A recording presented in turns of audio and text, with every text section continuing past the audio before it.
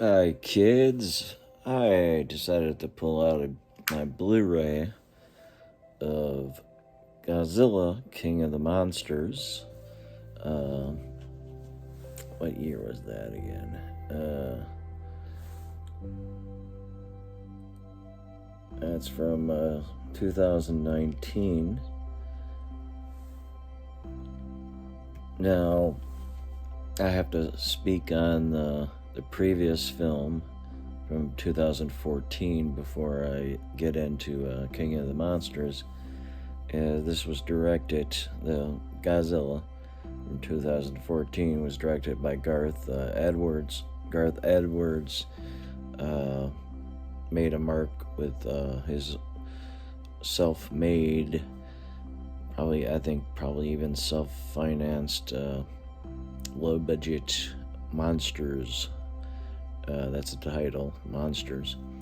And out of the 3 films I've seen of his so far, that's the only one I like.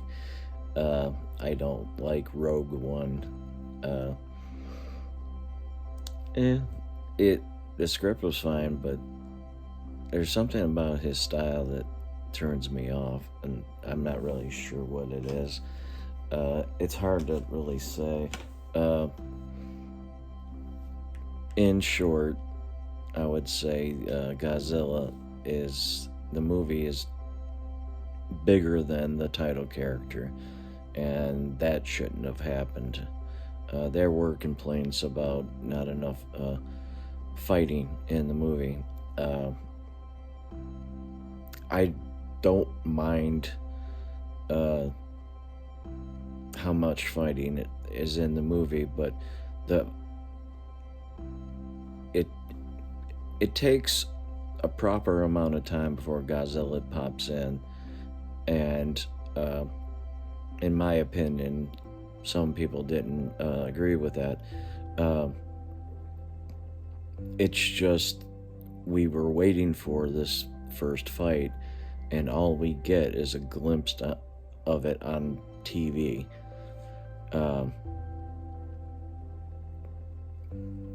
But the movie's tone is more serious. It's less cartoony than what they ended up doing. The filmmakers ended up listening to the fans, and truth be told, King of the Monsters is overflowing with probably too much monster, mayhem. But I still like this movie. I just go in knowing that it's a little over the top. I mean, we don't see that much what ends up happening. Well, getting into it a little bit here, we end up having Monster Zero, King Ghidorah is revived, and he sends out a message essentially around the world for all the Kaiju, the Titans as they're called in this universe, to arise and essentially take over the world. We never examine the damage that every one of them did around the world. Even the next one, Godzilla versus Kong, doesn't address this. But we also have the 3 big ones, with King Ghidorah being a famous villain from that film series. Of course, we have Godzilla. We have Rodan.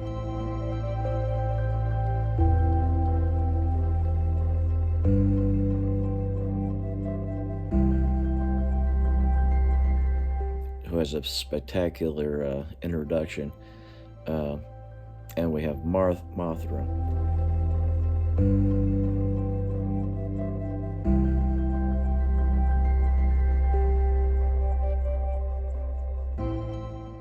pretty badass looking Mothra.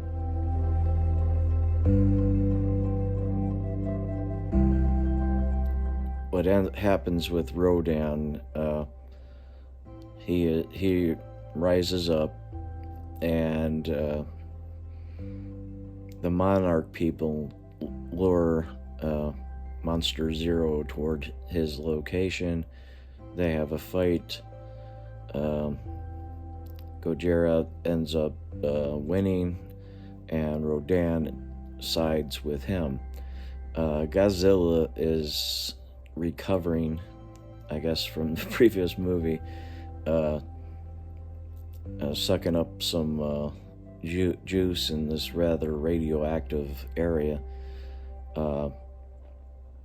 And to revive him and to recharge him, they set off a nuclear bomb. There's two sacrifices in the, two people sacrificed their lives in this movie. This is the first one. I won't get into that. Let you see it unless you have already seen it. So he's revived, and he's really supercharged with radiation, so he's a little bit more juiced up. He seems to have an understanding that the humans are asking for aid, but if you really know Godzilla, he doesn't really give a shit about the humans as much as he's the king of the monsters, and this other motherfuckers trying to usurp his kingdom, which is the entire world. So the fighting starts. We have Gojira and Rodan on one side, and then Mothra and, of course, Godzilla on the other, with the Monarch people also trying to throw in some aid. And that's pretty much it. That's, until we end up having the ending, which is what the title of the movie is. And what I like about it is they overdo it, and it would have been a better film if they rein it back a bit. And of course, that last bit at the end with all the monsters bowing down to Godzilla, I know it sounds like a spoiler, but we know he's gonna triumph at the end, because it's really about a fight between him, not the humans, and him. I like that they suggest that Godzilla might turn on humans. It's sort of explained away in the next movie, but we have a family, the Russell family. Kyle Chandler returning to the large, oversized monster movie. He was in Peter Jackson's King Kong remake.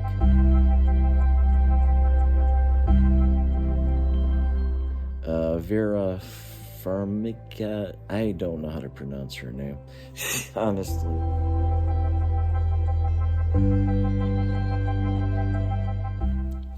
Yeah, she plays his estranged wife.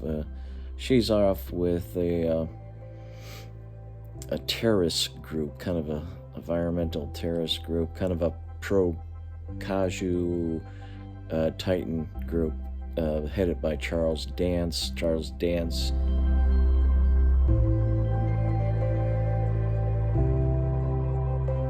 is incredibly miscast in this film, and even though he's good, because it's Charles Dance, you could really tell that he just thinks of it that this was a paycheck.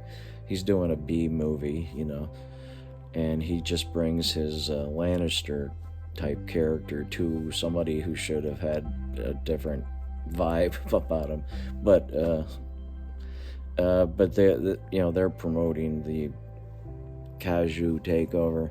I can't remember why Dr. Emma Russell is in on it, but their daughters, Madison Russell, played by Millie Bobby Brown,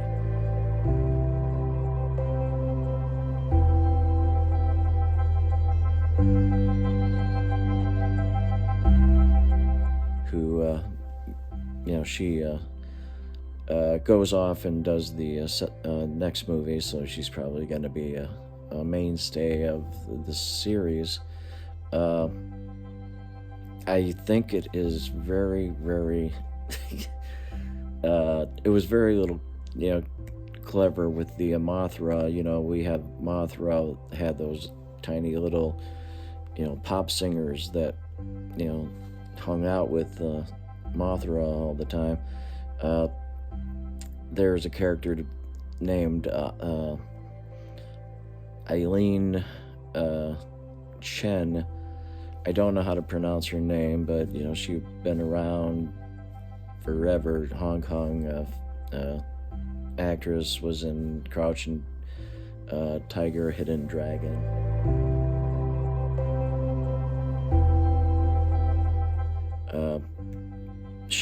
She's part of Monarch, and there's a scene that suggests that she's not quite human. And what I'm meaning by that is old pictures of her and her twin, she's suggesting that it's mothers, aunts, or whatever from the past, but it's probably her and her twin throughout the years.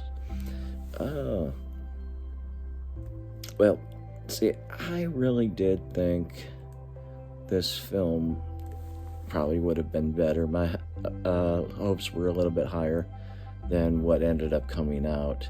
This is directed by Mike Dougherty. I believe I pronounced his name right. He's the guy who did Trick or Treat and Krampus, which were great movies. He did overdo it a bit. He's one of the writers, and with Zach Shields and Max Borenstein. Max did the story by. Well, that's it for now. As usual, stay safe and always have a good time. Bye now.